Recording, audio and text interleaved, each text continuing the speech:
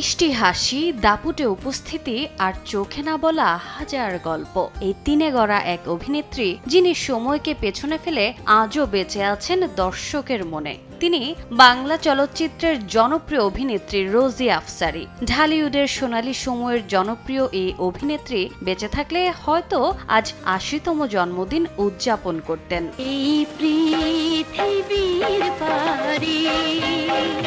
১৯৪৬ সালের ২৩শে এপ্রিল লক্ষ্মীপুর জেলায় জন্মগ্রহণ করেন তিনি। তার পুরো নাম শামীমা আক্তার রোজি।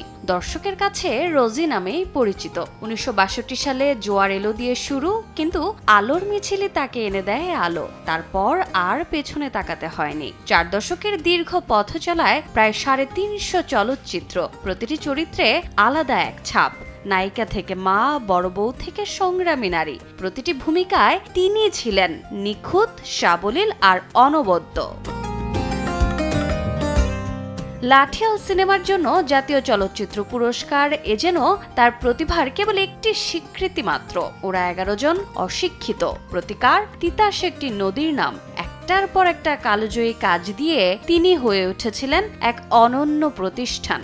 শুধু অভিনয়েই নয়, নির্মাতা হিসেবেও পথ দেখিয়েছেন, আশা নিরাশা দিয়ে ছুঁয়েছেন নতুন আকাশ। পর্দার বাইরে ছিল আরেকটা গল্প, ভালোবাসার, সম্পর্কের, স্মৃতির। মালেক আফসারির সঙ্গে তার জীবনের গল্প আজও আবেগ ছুঁয়ে যায়। জন্মদিন বা মৃত্যুদিনে সেই স্মৃতি যেন আরো গভীর হয়ে ওঠে। একজন শিল্পীর পেছনে থাকা মানুষটিকে তখন নতুন করে চিনে নেয় সবাই। ২০০৭ সালের ৯ মার্চ তিনি চলে গেছেন, কিন্তু সত্যিই কি গেছেন? প্রতিটি দৃশ্যে, সংলাপে, চরিত্রে তিনি আজও জীবন্ত। রোজি আফসারি মানে শুধু একজন অভিনেত্রী নন, তিনি এক অনুভূতি, এক ইতিহাস হয়ে থাকবেন বাংলা চলচ্চিত্র যতদিন থাকবে।